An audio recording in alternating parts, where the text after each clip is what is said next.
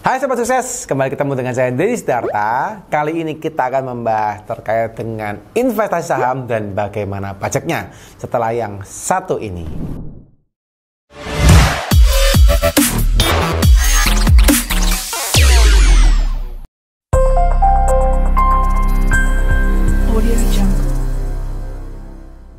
Oke, buat teman-teman, hari ini kita akan mencoba menjawab pertanyaan ya, seperti janji saya sebelum-sebelumnya, bahwa saya akan berusaha untuk menjawab pertanyaan-pertanyaan kalian yang belum sempat saya balas secara komen, tapi saya akan buatkan secara materi, konten seperti ini supaya teman-teman juga bisa terjawab pertanyaannya, dan juga mungkin menurut saya pertanyaan ini bagus sehingga bisa menjadi mungkin pembelajaran ya buat teman-teman yang memiliki kasus yang serupa ya. Jadi saya akan jawab pertanyaannya. Oke, kali ini kita akan membahas pertanyaan dari, saya nggak ngomong nama ya, tapi ini topiknya soal saham gitu ya. Jadi pertanyaan seperti ini teman-teman.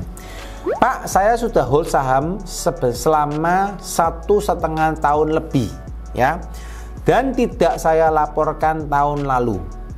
Sudah ada 3 emiten yang saya jual. Apa saya lakukan pembetulan atau saya laporkan nanti bulan Februari 2023? Penghasilan saya sebagai buruh ya 4,9 juta per bulan ya. Jadi ini pertanyaan dari teman-teman ya. Dan ini dia sudah investasi di saham ya. Jadi mungkin teman-teman punya kasus yang serupa. Jadi anyway, buat teman-teman yang sekarang sudah investasi saham ya, salah satu hal yang bagus menurut saya, karena saham juga menjadi salah satu komponen investasi. Kebetulan saya juga sering ya membawakan materi soal financial planning ya. Saya sering dipanggil oleh Bank BCA gitu ya, Bank Jatim ya, Bank TPS dan bank-bank besar lah ya, dan perusahaan-perusahaan besar juga yang lain. Kebetulan saya juga sering menyampaikan materi terkait dengan financial planning. Jadi kebetulan saya juga ada sertifikasi CFP-nya gitu ya. Nah, ketika saya menyampaikan materi financial planning, saya mesti menyampaikan bahwa kondisi untuk investasi yang ada itu kan macam-macam nih ya. Misalnya Anda investasi di properti, Anda investasi di deposito, Anda investasi di logam mulia gitu ya, Anda investasi di asuransi, reksadana dan macam-macam ya. Nah, memang secara komponen yang menurut saya terbesar untuk marginnya adalah salah satunya adalah saham ya. Dan menurut saya gitu ya, saham itu lebih gampang diukur. Teman-teman mungkin kapan saya akan buatkan konten soal saham gitu ya, tapi mungkin hari ini enggak dulu ya.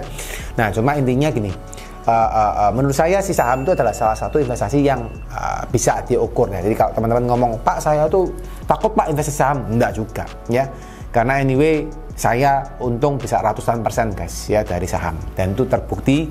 Tapi Anda harus tahu caranya, Anda harus tahu bagaimana sih cari saham yang baik, bagaimana cari saham yang kemungkinan besar bisa untung. Ya, itu ada caranya. Ya, tapi saya nggak bahas, saya ngomong soal terkait dengan pertanyaan tadi ya. Nah, kalau ngomong ke saham, ya, anyway, saham yang Anda beli, ya, sekali lagi, saham yang Anda beli itu seharusnya sudah terdaftar atas nama Anda. Ya, dan biasanya seringkali nih ya, Anda waktu buat akun saham, Anda minimal sudah dimintain 2 hal ya. 1, Anda dimintain KTP, dan yang kedua Anda dimintain NPWP. Seringkali seperti itu ya. Nah, tapi kalau misalnya mungkin teman-teman ada yang belum dimintain NPWP ya, saya enggak tahu ya, tapi sama aja, karena sekarang kan NIK sama NPWP kan akan dijadikan satu ya. Nah, guys, kembali ke tadi, kalau memang Anda sudah melaporkan NPWP Anda, maka yang saya perlu tekankan, seluruh transaksi Anda di persahaman itu semua sudah kerekod oleh pemerintah. Ya, sekali lagi, semua transaksi Anda di persahaman sudah kerekod oleh pemerintah. Jadi Anda jangan sampai, wah saya beli saham, udah saya nggak lapor SPT lah, biarin aja lah, pemerintah nggak tahu. Enggak guys ya, pemerintah pasti tahu ya kondisinya. Jadi pemerintah pasti tahu tuh saham Anda apa, Anda jualnya kapan ya, belinya kapan, untungnya berapa, mereka tahu guys. Ya, nah ini yang perlu Anda tahu, Anda tahu dulu secara mindset Anda ya, bahwa pajak itu mengetahui. Ya, jadi Anda nggak bisa sembunyi-sembunyi, Anda nggak bisa, bahasanya saya kucing-kucingan gitu ya dengan pajak, nggak bisa ya. Mereka sudah tahu Anda beli saham misalnya pakai gitu ya, saham misalnya Astra misalnya gitu misalnya ya, atau sahamnya Unilever misalnya, atau sahamnya Telkomsel misal saja ya, Anda udah beli ya, mereka kan tahu. Nah, berikutnya yang perlu Anda ketahui gini, ini enaknya atau ini ngomong saya adalah fairnya pemerintah. Ini adalah pemerintah ini memberikan satu hal yang bagus menurut saya terkait dengan peraturan perpajakan, ya. Nah, ketika di saham namanya ada high return karena saham ini bisa dapatkan ratusan persen tadi, ya. Tapi juga namanya high return selalu ada high risk, ya. Selalu ada untung besar, selalu ada rugi besar. Itu selalu prinsip investasi selalu itu, ya. Prinsip investasi selalu seperti itu, ya. Pengen untung besar, ya Anda sudah pasti tahu ada kemungkinan kerugian besar, ya. Dan pemerintah juga sudah nilai itu. Oh iya, di saham tuh tidak semua orang itu paham, tidak semua orang itu pintar di saham, tidak semua orang itu mau belajar di saham. Akhirnya mereka tahu ada orang yang untung besar, ada orang yang rugi besar. Dan tidak ada yang mengetahui kapan Anda untung dan kapan Anda rugi. Pastinya nggak akan ada yang tahu. Maka pajak melihat, oh ya udah, kalau gitu ya udah deh, saya kasih aja pajaknya murah. Ya kebetulan guys, pajaknya saham tuh murah banget, ya. Pajaknya berapa? Cuma 0,1% pajaknya. Jadi ketika Anda di saham, Anda itu akan sudah terkena pajak. Oke? Jadi Anda sudah bayar pajaknya, Anda bukan nggak bayar pajak, Anda sudah bayar pajaknya 0,1%, ya. Yang akhirnya Anda waktu transaksi penjualan saham sudah dipotong secara otomatis oleh sekuritas dan sudah terdaftar bahwa Anda bayar pajak. Nah, ini yang perlu Anda ketahui, ya, bahwa Anda sudah bayar pajak. Tapi masalahnya banyak orang itu yang nggak paham, banyak orang itu yang salah. Udahlah, saya lapor pajak pokoknya dari penghasilan saya aja yang resmi. Misalnya saya bekerja di perusahaan, ya, saya punya usaha, yang dilaporkan itu saja. Yang sering kelupaan adalah transaksi sahamnya nggak pernah dilaporkan, guys. Ya, jadi Anda mesti perhatikan, kalau sudah bayar pajak resmi, ngapain nggak dilaporkan? Kan gitu. Ya, ayo, siapa yang sudah bayar pajak resmi nggak mau lapor, silakan angkat tangan. Kan nggak mungkin ya, teman-teman sudah bayar pajak resmi, sudah legal, nggak mau lapor, ya laporin aja, ya. Jadi teman-teman kalau sudah punya saham di dalam harta Anda, harus Anda masukkan di dalam SPT, ya, di kolom hartanya, ya. Terus kalau Anda melakukan transaksi persahaman, terutama Anda transaksi jual, Anda juga laporkan berapa nilai penjualannya. Ya, ini yang penting kawan. Jadi Anda harus laporkan berapa nilai penjualannya. Ya, yang paling penting juga gini. Ketika nih, misal ya, Anda dulu beli sahamnya, misalnya total harga sahamnya 50 juta. Oke? And then sekarang harga sahamnya sudah naik sampai harga 250 juta. Misal, ya Anda untung 5 kali lipat, gitu ya. Nah, jadi kalau dari 50 ke 250, berarti kan Anda sudah punya keuntungan 200 juta guys, ya. 200 juta ini Anda sudah untung. Nah, maka teman-teman mesti tahu, pajak di saham itu sifatnya final guys. Ya, jadi di pajaknya di saham itu sifatnya final. Pajaknya tinggal Anda laporkan saja kepada SPT Anda, tapi Anda tidak perlu lagi bayar pajak tambahan.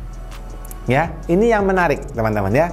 Jadi Anda tidak perlu lagi bayar pajak tambahan. Anda tinggal lapor, oke, saya punya saham, jual 250 juta. Harga beli saya adalah 50 juta. Berarti saya untung 200 juta. Ya, ini yang masih Anda lakukan. Harus tulis bahwa jual 250 juta dan untung 200 juta. Nah, pertanyaannya, bagaimana Anda menuliskan di kolom harta Anda? Kan gitu pertanyaannya, ya. Nah, simpel kawan, ya. Jadi kalau misalnya dulu di kolom harta Anda ada 250 juta berupa saham, ya, sorry bukan 250 juta, 50 juta ya. Jadi 50 juta karena dulu Anda belinya 50 juta, 50 juta berupa saham. Di tahun waktu Anda jual, Anda tinggal lapor bahwa Anda ada jual dari saham 50 juta ini menjadi 250 juta. Ya. Lalu tinggal Anda konversi ketika uang ini berubah bentuknya menjadi uang tunai, ketika saham ini berubah menjadi uang tunai, maka Anda konversi menjadi uang tunai 250 juta. Seperti itu aja. Sesimpel itu teman-teman, ya. Tinggal Anda masukkan menjadi 250 juta, ya. Kalau Anda belikan lagi saham baru, ya maka Anda boleh tinggal diganti 250 juta saham menjadi 250 juta saham yang lain. Misalnya Anda beli sahamnya BCA, sahamnya BRI dan kawan-kawan. Jadi Anda tinggal tulis aja saham apa yang Anda beli. Dan itu sudah Anda laporkan dan free pajak lagi, sudah Anda nggak perlu bayar pajak lagi teman-teman. Dan itu lebih baik daripada Anda nggak melaporkan. Ya. Nah, kembali ke pertanyaan teman-teman tadi bahwa dia belum melaporkan, ya, dia belum melaporkan. Maka saran saya teman-teman ya, kembali kepada kakak yang bertanya ya, Anda coba cek dulu.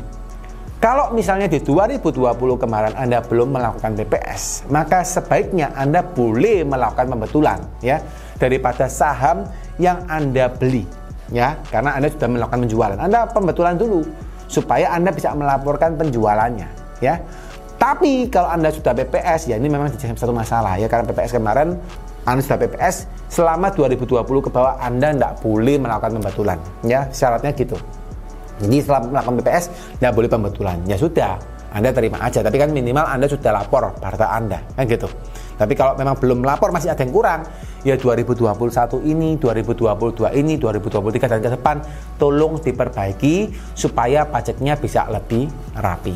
Ya, kurang lebih itu jawabannya buat teman-teman yang punya kasus yang sama ya. Mungkin hari ini saya nggak akan bahas pajak saya nggak bahas sahamnya terlalu detail ya, tapi mungkin di lain kesempatan saya akan coba untuk membahas soal saham, tapi kali ini belum ya. Mungkin seperti itu dulu buat teman-teman yang belum paham ya, teman-teman mungkin ada pertanyaan, silakan teman-teman boleh menggunakan fitur komentar di bawah ya, Anda tanya, atau mungkin yang pengen dapat respon juga secara lebih cepat, mungkin teman-teman boleh DM di Instagram atau mungkin bertanya di story ya, welcome ya. Kurang lebih itu teman-teman ya, semoga cukup jelas buat teman-teman dan semoga konten ini bermanfaat buat Anda ya. Bagi yang senang dengan konten ini silakan di-share ke temannya ataupun di-like untuk videonya ya. Sekian dan selalu sehat, selalu semangat dan selalu diberkati buat teman-teman sekalian. Bye bye.